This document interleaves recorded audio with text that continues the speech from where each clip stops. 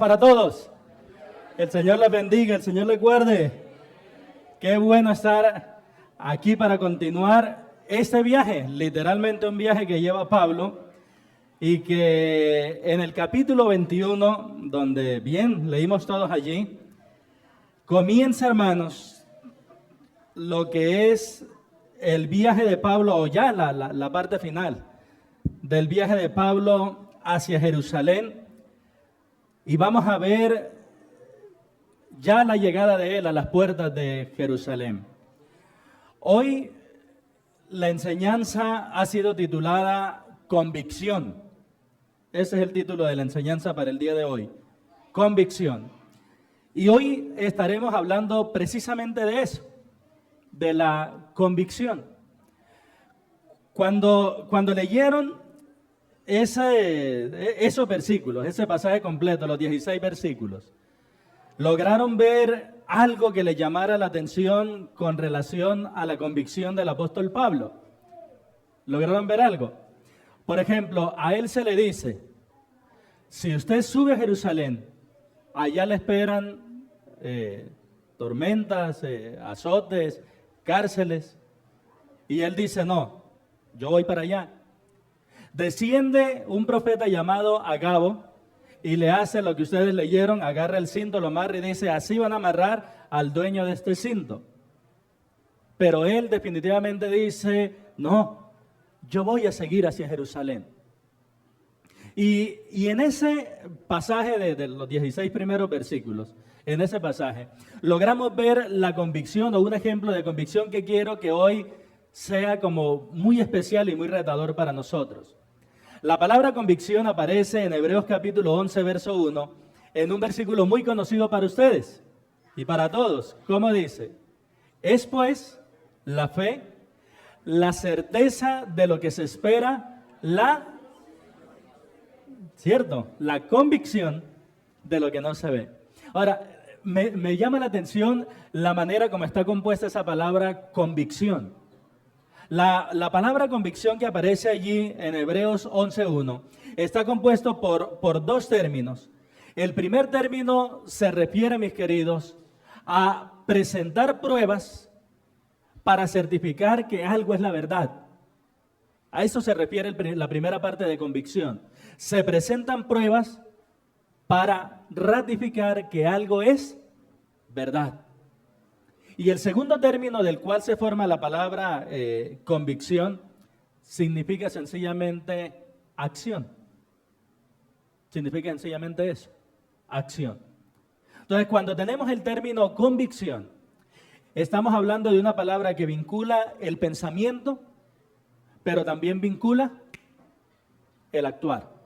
Ambas cosas están ahí regidas en la palabra convicción. ¿Qué indica eso? Que cuando nosotros hablamos de convicción, estamos hablando de pensar y actuar acorde a la verdad. Cuando le estamos hablando acerca hoy, o cuando quiero hablar acerca de convicción, lo que quiero hablarles es de un convencimiento que nosotros tenemos en nuestra mente, en nuestro corazón. Tenemos ese convencimiento, pero ese convencimiento no se queda solamente en una buena teología, sino que ese convencimiento nos lleva a actuar. Mis queridos, la convicción, cuando nosotros estamos seguros de las cosas, ustedes lo ven en la vida de Pablo, lleva a arriesgar todo, incluso la vida. Ejemplos de convicción en la Biblia. ¿Qué tal si pensamos en Josué y Caleb? A pesar de las inmensas murallas y de los hombres que habían en esa ciudad que iban a tomar. ¿Qué tal si pensamos en David? Cuando convencido de que el Señor era poderoso, se enfrenta a alguien que era mucho más grande y con muchas más habilidades que él y capacidades que él. ¿Y qué tal si pensamos en Sadrach, Mesach y Abednego? Cuando convencidos de que debían permanecer fieles al Señor, dijeron no, nosotros estamos dispuestos a ir al horno de fuego, pero solo al Señor serviremos. ¿Y qué tal pensar en la convicción de Daniel? Que dice, yo soy convencido que el único al cual yo puedo orar y que me oye y que me responde es el Dios de los cielos. Pero Daniel, te van a echar en el foso de los leones. allá estoy dispuesto allí. Y ese tipo de convicción que vemos en algunos de los hombres de la Biblia es la convicción que hoy vamos a mirar en la vida del apóstol Pablo. Recuerden algo, que Pablo está haciendo un viaje que él emprendió por una razón, y es que la iglesia en Jerusalén, a causa de una hambruna que había llegado, estaba pasando necesidad. Entonces, como Pablo tenía el deseo de que se viera la iglesia como lo que es un solo cuerpo, agarra a las iglesias que están en la zona de Asia y les dice: los hermanos de Jerusalén están pasando necesidad, de manera que ofrendemos y vamos a llevar esa ofrenda para allá. La generosidad de la iglesia en Asia no se hace esperar. Ofrendan de una manera generosa y le confían esa ofrenda a Pablo y al grupo que va con él para que la lleven hacia Jerusalén, y él ha venido haciendo todo ese trayecto con la ofrenda que va para Jerusalén. ¿Qué buscaba Pablo con esa ofrenda? Dos cosas. La primera, como es natural, proveer para los necesitados. Pero la segunda, la unidad. La unidad. Una de las cosas o de las bendiciones, de las muchas bendiciones de ofrendar, es que nos permite crecer en unidad. Entonces Pablo está dispuesto a llegar a Jerusalén, no importa lo que le cueste, porque para él es más importante serle fiel a Dios que estar a salvo. Para él es más importante serle fiel a Dios que estar cómodo. Para él es más importante serle fiel a Dios que vivir sin sufrimientos. Y analizando esta convicción, nosotros nos damos cuenta de que, bueno, como lo dijimos al inicio, varios intentaron persuadirlo para que no lo hiciera, pero él dice: no pierdan el tiempo. Yo estoy convencido de la voluntad de Dios y la voy a hacer. La historia de hoy nos va a permitir conocer o mirar tres aspectos acerca de la convicción. Tres aspectos vamos a mirar en esos primeros 16 versículos del capítulo 21. El primer aspecto, hermanos, tiene que ver con que cuando hay convicción, se mantiene el propósito. El segundo aspecto nos va a enseñar que cuando hay convicción, se está dispuesto a pagar cualquier precio. Y el tercero es muy interesante porque nos va a mostrar que cuando hay convicción, se contagia de ánimo a los demás. Y con esto que hoy vamos a mirar, aprenderemos que la convicción nos mantiene fieles a Dios en medio de cualquier circunstancia. Mis queridos, la convicción nos mantiene fieles a Dios a pesar de las adversidades. Vamos a considerar en primer lugar, y basados en los primeros 6 versículos, que la convicción permite mantener el propósito. Decimos que el destino final de Pablo es ¿cuál, mis queridos? ¿Cuál es el destino final de Pablo en el viaje, pues? Jerusalén. Pero acabamos de terminar 4 enseñanzas basadas en los últimos versículos del capítulo 20, donde Pablo está con un grupo de ancianos se me escapa siempre el nombre de ese lugar, en Mileto, donde Pablo está con un grupo de ancianos, que los ancianos eran ¿de qué ciudad? ¿Lo alcanzan a recordar ustedes? ¿De dónde eran esos ancianos? ¿Lo alcanzan a recordar? Eran los ancianos de una iglesia que tiene una carta en el Nuevo Testamento. Éfeso, muy bien.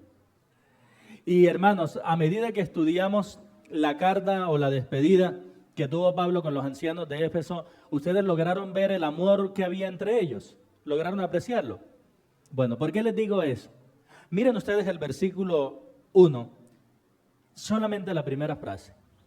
La primera frase dice: después de separarnos de ellos. ¿Por qué les digo que posen sus ojos allí? Mis queridos, la palabra separarnos que aparece allí significa literalmente arrancar. Arrancar. ¿Qué quiere decir eso? Que ellos estaban sumidos en un abrazo profundo, intenso, por la razón de que se amaban muchísimo. Y cuando Lucas relata eso, fíjense que él escoge una palabra que no significa sencillamente después de que dejamos de abrazarnos, sino que se puede traducir literalmente después de arrancarnos, fue que comenzaron a hacer las diferentes cosas. Y ahora va a ser una lista de pueblos donde cada pueblo es un puerto y cada puerto es un día de navegación, porque se navegaba durante el día y se atracaba o se llegaba, se amarraba el barco durante la noche. ¿Por qué razón? Porque ustedes saben que de noche el mar es muy complicado. Entonces no podían exponer las embarcaciones. Vamos a leer esos versículos solamente para mirar cuántos lugares hay allí y los días que eso tomó. Dice, después de separarnos de ellos, zarpamos y fuimos con rumbo directo, ¿a dónde? A Cos. Y al día siguiente, ¿a dónde? Y de allí, ¿a dónde? A Pátara, ¿cierto? Van 3.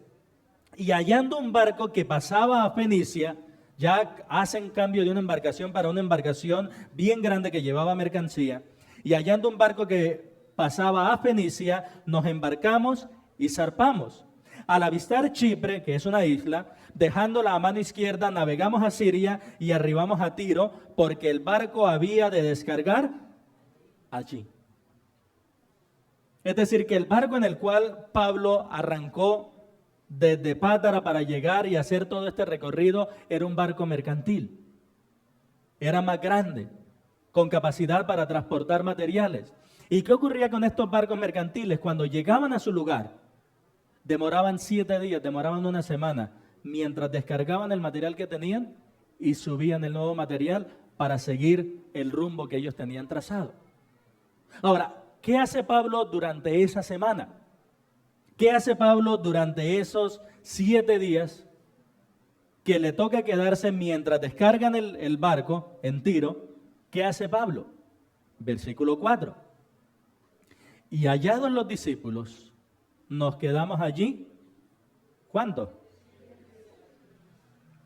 ¿Por qué 7 días? El tiempo de cargue y descargue, ¿verdad? O mejor, de descargue y de cargue, ¿verdad? Bien. La palabra hallados, los discípulos, que aparece allí, de pronto pudiera tomarse con ligereza como decir que iban por ahí caminando y de pronto se encontró con los discípulos. ¡Ay, cómo están! ¿Ustedes son cristianos? Yo también soy cristiano. Pero la palabra hallados que aparece allí significa buscar con diligencia. Lo cual nos indica que Pablo no conocía a los hermanos de esa región, porque los hermanos de esa región habían sido evangelizados por otros. Y ya ahí había una iglesia consolidada.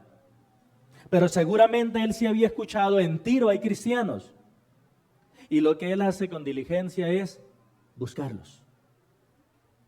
Mis queridos, esto yo creo que nos da una idea de qué tan importante para Pablo es congregarse. O era congregarse. Nosotros podríamos hablar de Pablo. Y si hay alguien, si hay un cristiano que, si existiera un cristiano que no hubiera necesitado congregarse, seguro que hubiera sido el apóstol Pablo. Y ustedes dirán, ¿por qué? Miren lo que le pasó a Pablo. Le salió al encuentro el Señor Jesús directamente. Fue el Señor Jesús directamente el que lo convirtió.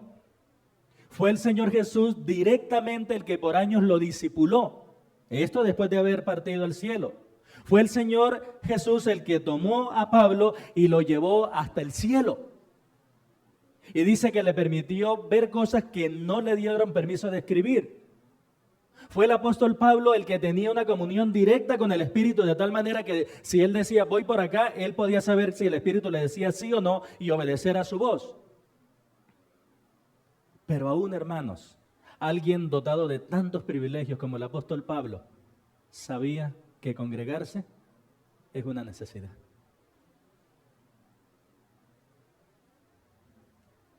Piensen ustedes, van para un lugar donde con seguridad cuando lleguen los van a apedrear, los van a encarcelar, los van a amarrar.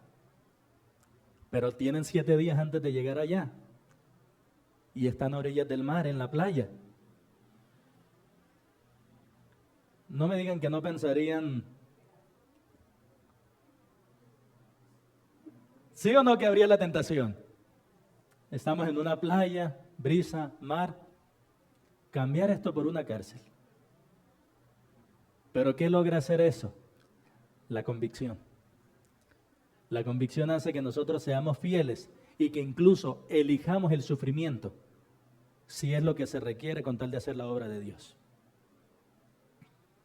Pero miren entonces que el apóstol Pablo, y es donde yo quiero notar, que buscó diligentemente a los discípulos porque él entendió, congregarse es una necesidad. Y mis queridos hermanos, ese es uno de los principios básicos del cristianismo. Nosotros los cristianos somos llamados por el Señor para ser parte de un cuerpo y para estar manteniendo comunión continua con ese cuerpo. Continua con ese cuerpo.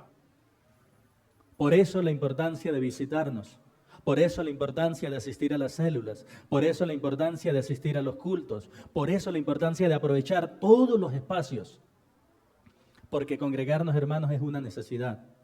Ahora, dice el verso 4, ayúdenmelo a leer ustedes el verso 4 completo, por favor. 1, 2 y 3.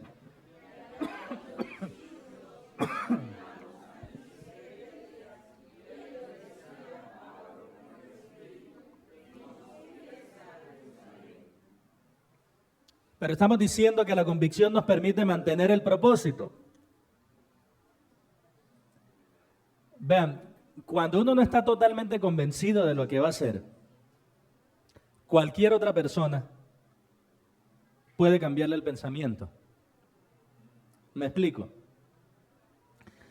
El martes estuvimos en un día de trabajo que comenzó desde la mañana y terminó, 10, 11 de la noche en reuniones.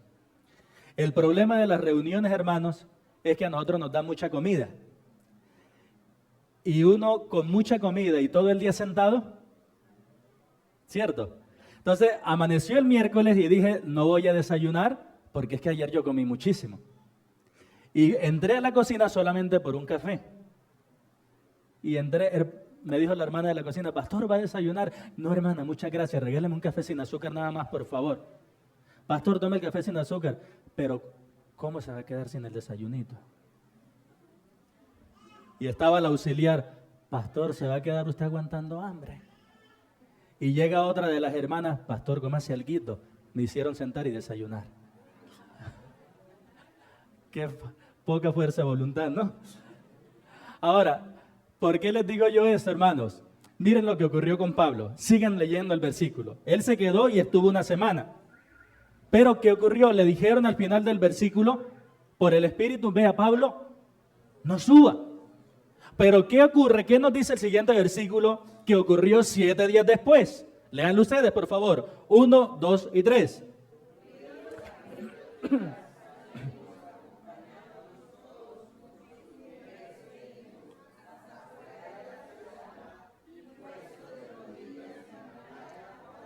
Verso 6.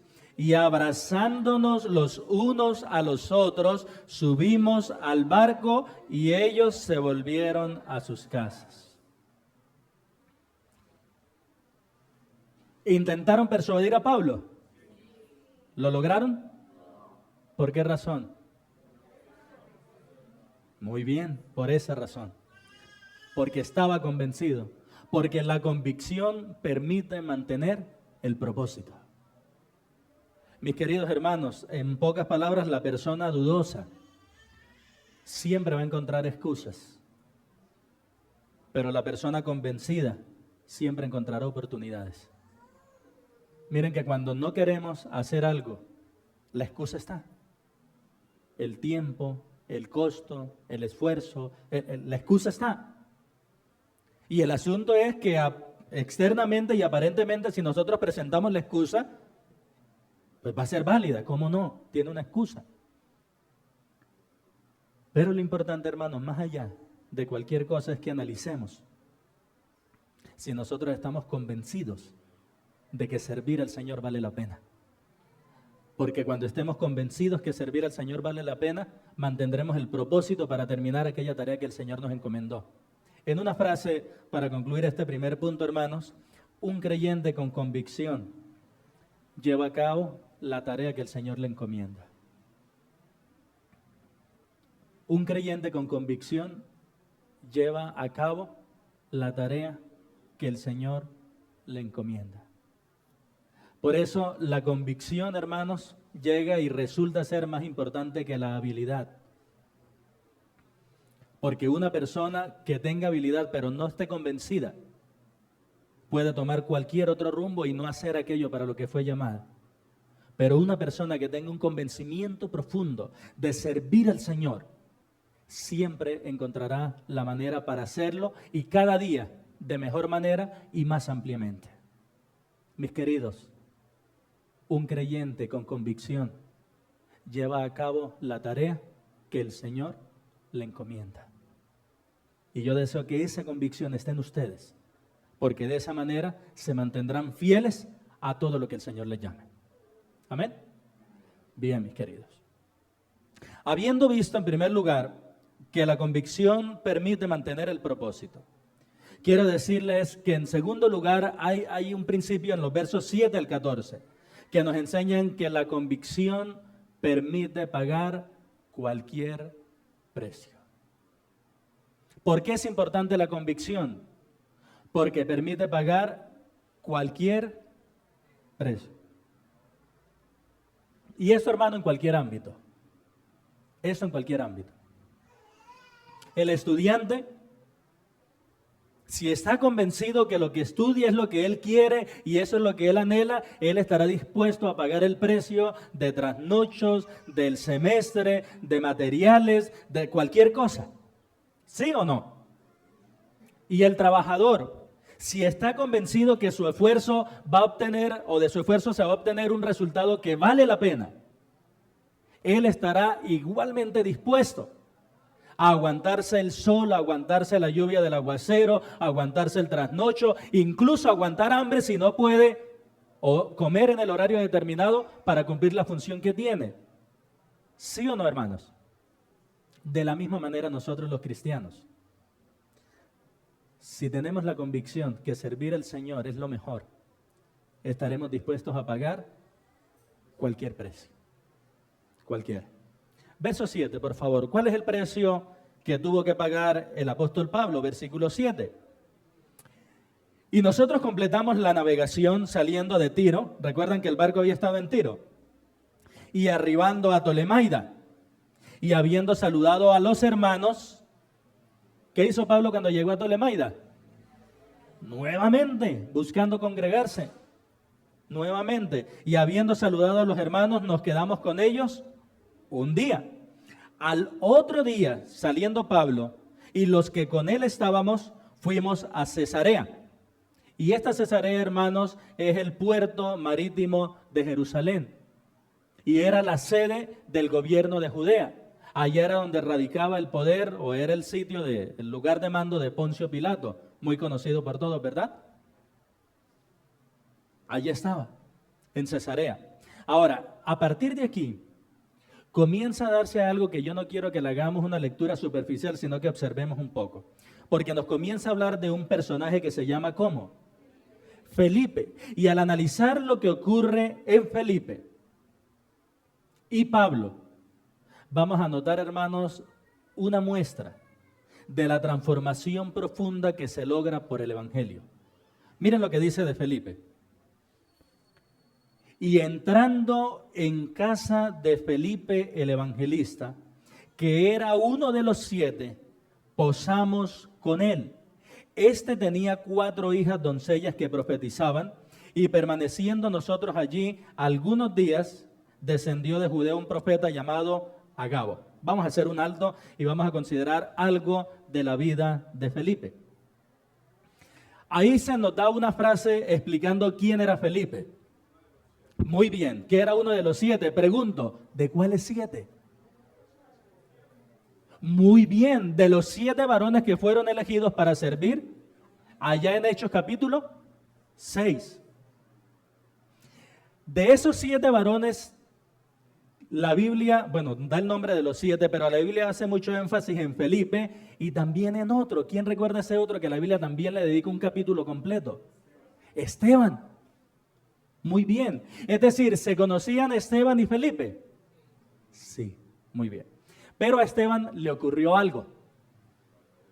Que a Esteban lo agarraron predicando y por predicar el evangelio le hicieron algo. ¿Qué le hicieron a Esteban? Lo apedrearon y lo mataron. Pregunta, ¿quién dio la aprobación y quién guardó la ropa mientras apedreaban a Esteban? Saulo, que ahorita se llama Pablo. Muy bien. Es decir, eso ocurrió, hermanos, Hechos capítulo 21 que estamos, es aproximadamente 20 años después de la muerte de Esteban. Es decir, que en esta casa y en este momento está el asesino de Esteban y el amigo de Esteban. Ojo con eso. En esa casa está el asesino y el amigo de Esteban. Para completar, la Biblia nos dice que la familia de este Felipe estaba compuesta ¿por quién? Por 4 hijas. Y esas 4 hijas tienen la misma característica. ¿Las identifica como qué? Como doncellas. ¿Qué doncellas es la manera de decir que eran mujeres vírgenes, que no habían conocido varón? Pongámonos en los pies de Esteban por un momento, de Felipe, en los zapatos de Felipe por un momento. ¿Qué tanta confianza tiene usted de dejar entrar a su casa a alguien que mató a su gran amigo, teniendo usted 4 jovencitas en casa? ¿Lo pensaríamos o no? Pero miren, hermanos, lo maravilloso, lo glorioso del Evangelio de Jesucristo.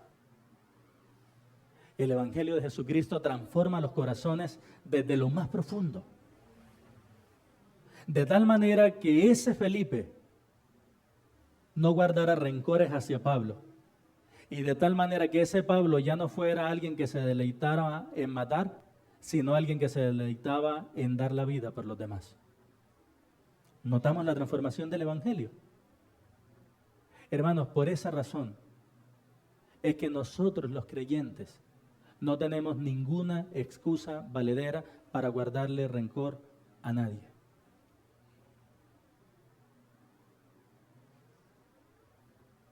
Una de las más grandes contradicciones que existen es un cristiano rencoroso. Es un cristiano que no perdone. ¿Por qué razón? Porque a nosotros los cristianos, Cristo en la cruz del Calvario nos perdonó lo que humanamente sería imperdonable. Y con toda seguridad que aún la peor ofensa que nos hagan a nosotros nunca se igualará a todas las ofensas que nosotros cometemos contra Dios, y aún así Él nos perdona en Cristo. Mis queridos, Pablo en la casa de Felipe, hospedado por varios días, es una muestra grandísima de la transformación profunda que logra el Evangelio de Jesucristo. Y todos y cada uno de nosotros, los que hemos creído en Jesucristo, podemos experimentar y podemos disfrutar esa transformación en nuestra vida. Amén, hermanos. Entonces, permítanme retomar. ¿En qué versículo estamos? El 8 ya lo leímos, ¿cierto? Y miramos que llegamos al 10, donde nos dice que ellos permanecieron en la casa de Felipe algunos días. Pero ocurrió algo, y es donde entra la parte de que Pablo está dispuesto a pagar cualquier precio. Agabo, verso 11, quien viniendo a vernos, tomó el cinto de Pablo y atándose los pies y las manos, dijo: esto dice el Espíritu Santo. Así atarán los judíos en Jerusalén al varón de quien es este cinto y le entregarán en manos de los gentiles. ¿Qué profetizó Agabo para Pablo? ¿Qué profetizó muy descriptivamente, no? ¿Qué profetizó Agabo para Pablo? Bien, en una palabra, ¿qué profetizó Agabo para Pablo? Sufrimiento, ¿verdad? Le profetizó sufrimiento. Pregunta, ¿Hizo eso que el apóstol cambiara de opinión? ¿Por qué razón? La misma que hemos visto. Estaba convencido que vale la pena sufrir si eso es por mantenerse fiel al propósito que Dios dio. Mis queridos, los hermanos amaban a Pablo, por eso es natural el versículo 12. Al oír esto, le rogamos nosotros, y cuando dice nosotros es porque Lucas está incluido, el escritor, le rogamos nosotros y los de aquel lugar que no subiese a Jerusalén. ¿Quiénes son nosotros? Los que iban viajando con Pablo, donde está Lucas y otros más. ¿Y quiénes son los de aquel lugar? Los que vivían en Tolemaida, si no estoy mal, es donde ya van, los que vivían en ese lugar. Pablo, no suba. Pablo, no suba. Pablo, no suba. Y Pablo le da una respuesta que mezcla dos cosas. Mezcla firmeza, pero a la vez mezcla ternura. Una extraña mezcla. Porque normalmente o se es muy rudo o se es muy pusilánime. Pero Pablo mezcla ambas cosas, firmeza y ternura. La primera palabra o la primera expresión de la pregunta, muestra la firmeza. Porque Pablo les dice ¿qué hacéis llorando? Y si ahí hubiera un punto, uno diría, Pablo, ¿por qué no considera que lo quieren? Y se lo están diciendo con buena intención. Pero viene la dulzura, viene la ternura. ¿Cuál es la ternura? La parte final de la pregunta. No dice quebrantándose. Dice, ¿el corazón de quién? ¿Qué es lo que Pablo les está diciendo? Si ustedes lloran, el corazón se me va a partir en 1000 pedazos. Porque yo estoy siendo el motivo de su angustia. ¿Nos damos cuenta de la firmeza y la ternura? Dos elementos claves a la hora de hacer cualquier tipo de corrección. Firmeza y ternura. La firmeza nos permite mantenernos donde es. La ternura nos permite decir las cosas sin herir. ¿Qué hacéis llorando y atormentándome el corazón? Y viene la respuesta después de la pregunta. Porque yo estoy dispuesto. ¿A qué? Bien. ¿Se dan cuenta la convicción de Pablo allí cuando lo dice? Porque yo estoy dispuesto no solo a ser atado, más aún a morir en Jerusalén por el nombre del Señor Jesús.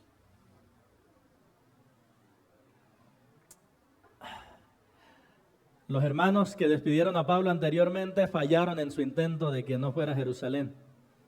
Los hermanos de este lugar fallan en su intento de persuadir a Pablo que no vaya a Jerusalén. Verso 14, ¿qué resta por decir?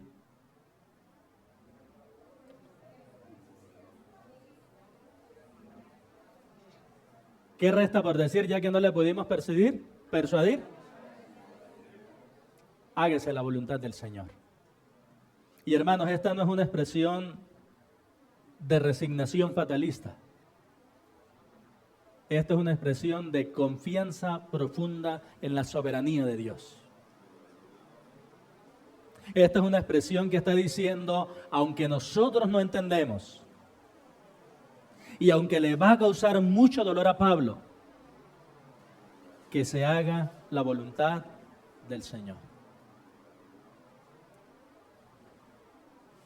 Amados, cuando es por hacer la voluntad de Dios, siempre debemos estar dispuestos. Óiganme bien esto, cuando sea por hacer la voluntad de Dios, siempre debemos estar dispuestos a sufrir y también a aceptar que aquellos que amamos sufran.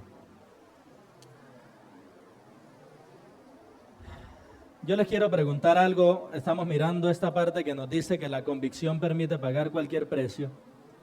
Les quiero preguntar, ¿podremos pagar algún precio superior al que Cristo pagó por nosotros en la cruz? Por eso, hermanos, cualquier cosa que Dios nos pida, que siempre encuentre disposición de nuestra parte. ¿Qué quiero decir con esto? Que quien aprecia la obra de Cristo está dispuesto a pagar cualquier precio por servirle. ¿Qué necesitamos entonces para crecer en el servicio del Señor o al Señor? Convicción, apreciar esa obra de Cristo en la cruz del Calvario y convencerme. Nunca yo podré igualar eso. Por lo cual cualquier cosa que Él me pida, debo estar dispuesto a darle. Mis queridos, nos hemos dado cuenta que la convicción nos ayuda a mantener el propósito. Y esa convicción también nos ayuda a pagar el precio. Pero hay un tercer elemento que es maravilloso cuando hay convicción. Y es que la convicción nos permite motivar a otros. La convicción permite motivar a otros. Antes de leer los versículos 15 y 16, yo quiero que tengamos en la mente algo. ¿Para dónde va Pablo? Para Jerusalén. ¿Y qué le va a pasar a Pablo en Jerusalén? Bien, ¿qué ocurre cuando yo acompaño a una persona que van a golpear? ¿Qué podría pasar conmigo? Con eso en mente leamos el verso 15 y el verso 16. A la voz de tres, bien fuerte para que se oiga más la voz que la lluvia. 1, 2 y 3.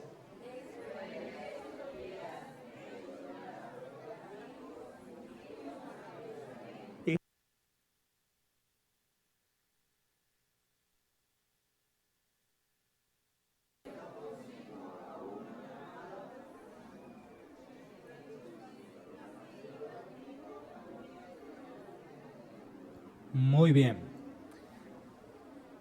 Los que iban con Pablo siguieron acompañando a Pablo. ¿Sí o no? Porque el verso 15 dice, subimos a Jerusalén. Pero el verso 16 también nos dice otra cosa allí. Y vinieron también con nosotros de Cesarea algunos de los discípulos. Pregunta, ¿sabían esos discípulos que Pablo iba a sufrir en Jerusalén? Pero lo acompañaron. Y tercero, se trajeron consigo a uno llamado Nasón, que era de Chipre. Y para completar, ese Nasón, que era discípulo antiguo, que quiere decir que había creído en Cristo hacía bastantes años, ¿dónde se iban a hospedar? En la casa de él. ¿Sabía Nasón que a Pablo lo iban a hacer sufrir? Pero miren que Nasón estuvo dispuesto a ofrecer su casa, así le armaran el alboroto y se le levantaran a piedra. Y los demás estuvieron dispuestos a acompañar a Pablo, sabiendo que para ellos también había un riesgo de sufrimiento. ¿Por qué razón? ¿Por qué están dispuestos a correr riesgos si ellos podían haberse quedado en Chipre, en Cesarea, en Tiro, tranquilitos? Tenían una convicción profunda. Y esa convicción del apóstol Pablo contagió a los demás. Mis queridos, es cierto que lo malo se pega, pero también lo bueno. Lo bueno también se pega. Miren, en lugar de permitir que los temores de ellos lo afecten, la convicción de Pablo los motivó. Sabían del riesgo que corrían por estar con Pablo, pero también estuvieron dispuestos a pagar ese precio.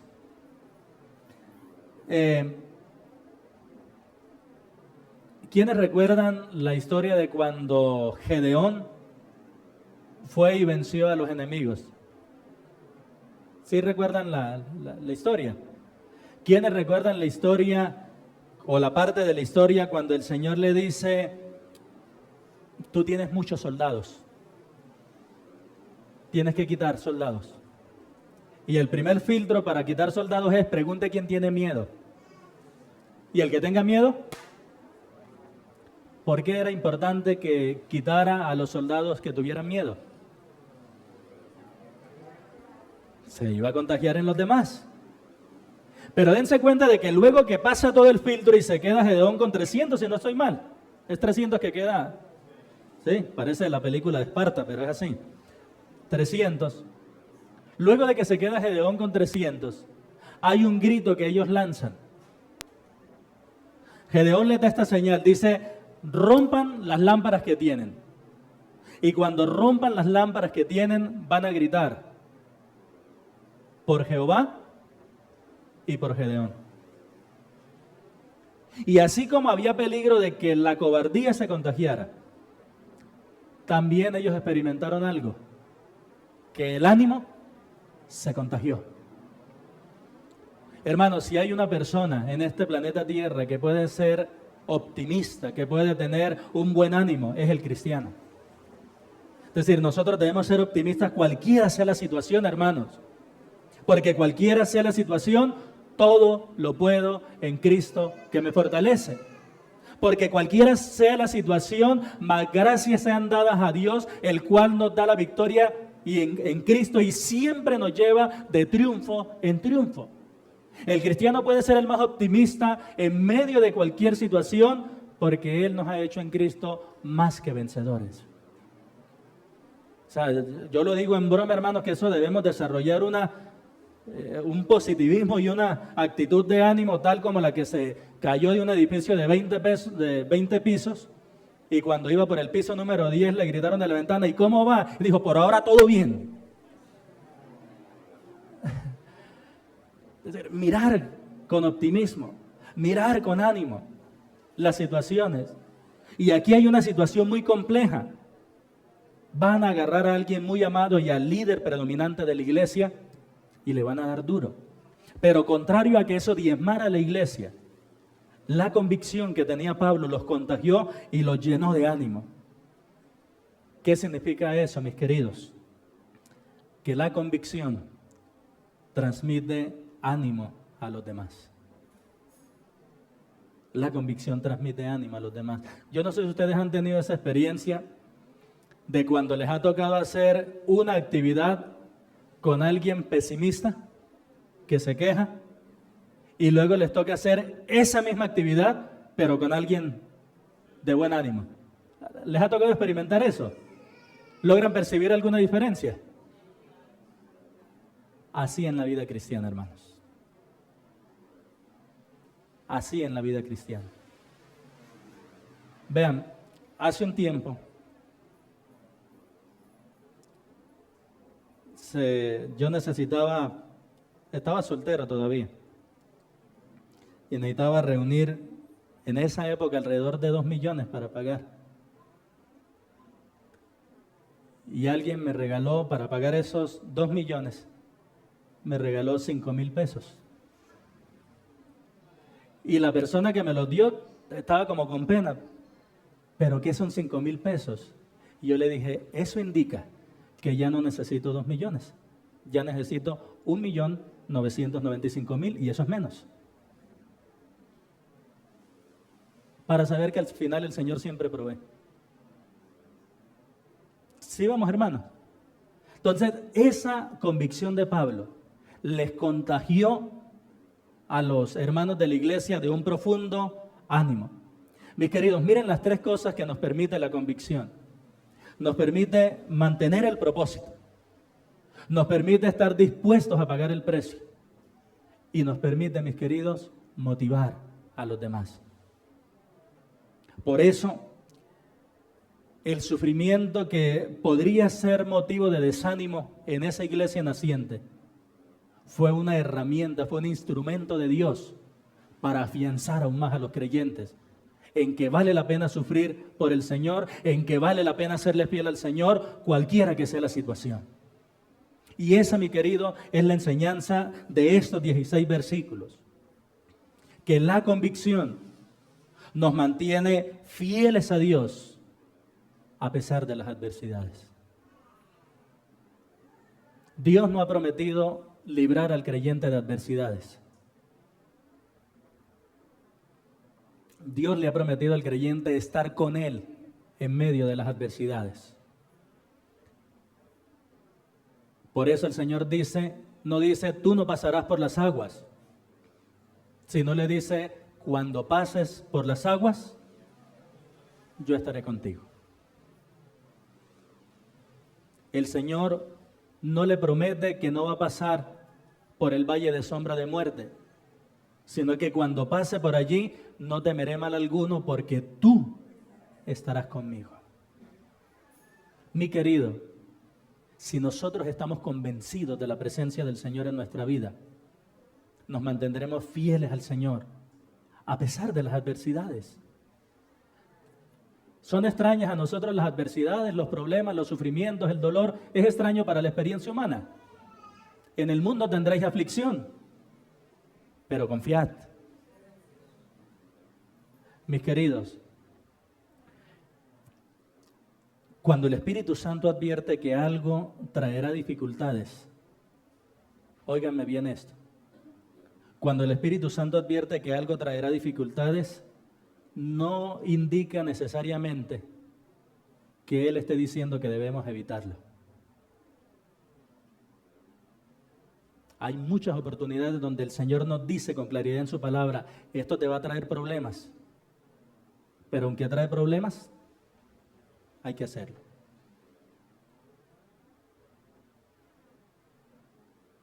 Pregúntense, hermanos, manejar las relaciones entre esposos, entre padres, entre hijos, entre amigos, entre hermanos, requiere muchas veces aplicar principios bíblicos que como que, ¿sí o no? No se requiere en la crianza de los hijos, en el trato de los esposos, en el trato de nosotros los hermanos, que en algunas ocasiones nos llamemos y le digamos hermano, hermana, eso no está bien. ¿El camino fácil cuál es? Yo lo dejo y no le digo nada.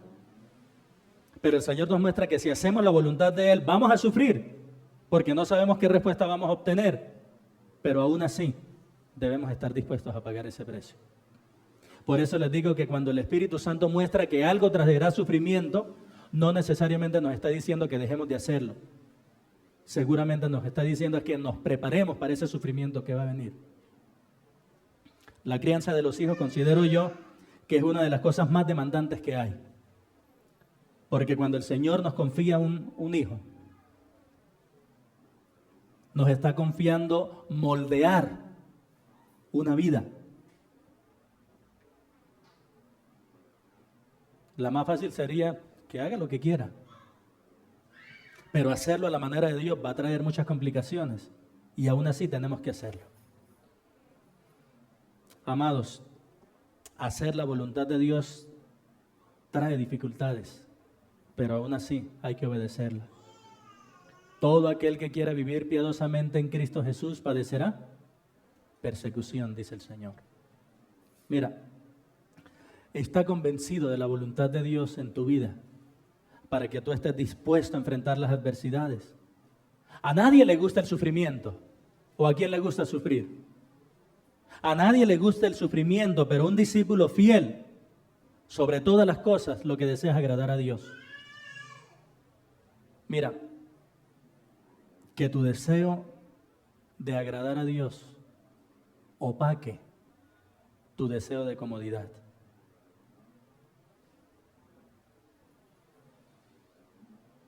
Si en verdad quieres hacer la voluntad de Dios, acepta todo lo que ella incluye.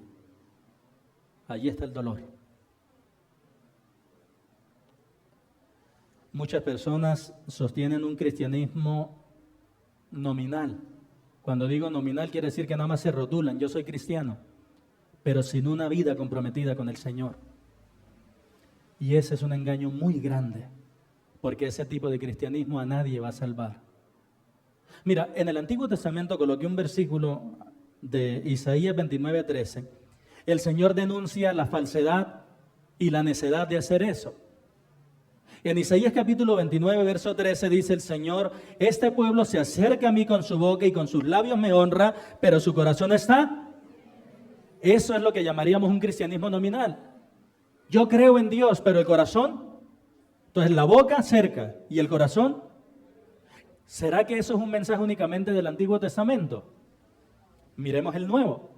Y en el Nuevo encontramos al Señor mismo diciendo en Mateo capítulo 7, no todo el que me dice, Señor, Señor, entrará en el reino de los cielos, sino el que hace la voluntad de mi Padre que está en los cielos.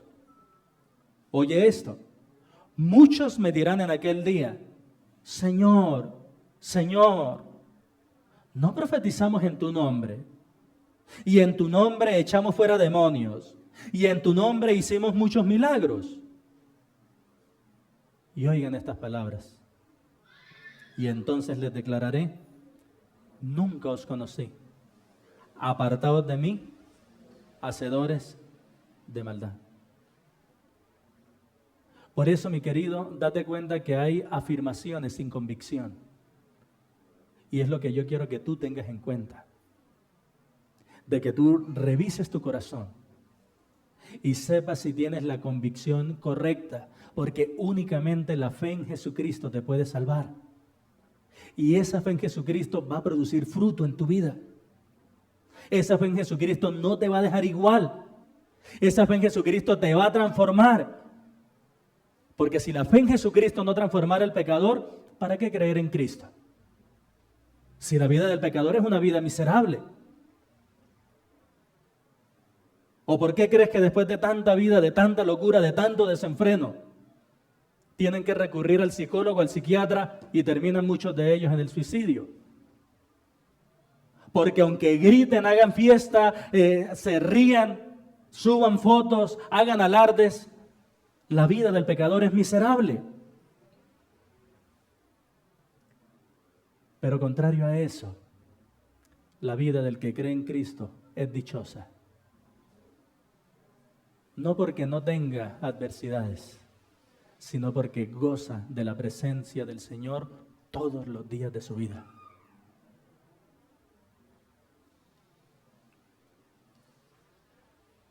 Mira, quizá hay aquí alguna persona que aún no ha creído en Cristo. Yo quiero que piense en esto. Tradicionalmente se nos enseña que hay muchas maneras para llegar al cielo. Pero quiero decirte que bíblicamente hay una sola. Creyendo en Jesucristo como tu Salvador. No existe otra. Porque si existiera otra, ¿para qué murió Cristo entonces? Y por eso es que hoy te quiero decir, basado en la autoridad de la palabra del Señor, revisa tu vida y date cuenta si de verdad has creído en Cristo. Hay un pasaje que nos habla de esa convicción en Juan capítulo 16.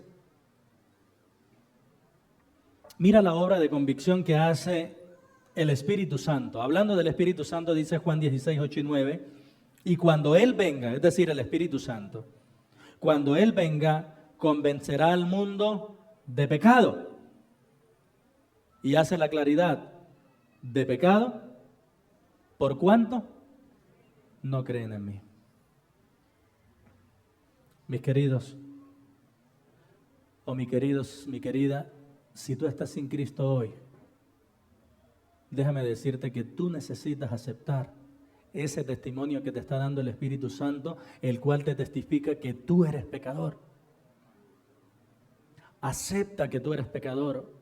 Considera las consecuencias desastrosas de tu pecado. Y por la fe ve a Jesucristo y cree en Él como tu único Salvador. Porque así como la Biblia asegura que hay condenación eterna para el que rehúsa creer en Cristo, también la Biblia asegura categóricamente que hay salvación eterna, que hay redención eterna para todo aquel que cree en el Hijo de Dios. Por eso lo dijo Él mismo en Juan, el que cree en el Hijo no es condenado. Porque ninguna condenación hay para los que están en Cristo Jesús. Recibe a Jesucristo, cree en Él como tu único Salvador y sé salvo. Vamos a orar. Padre de los cielos, muchas gracias te queremos dar por tu misericordia que es grande, que llega hasta los cielos.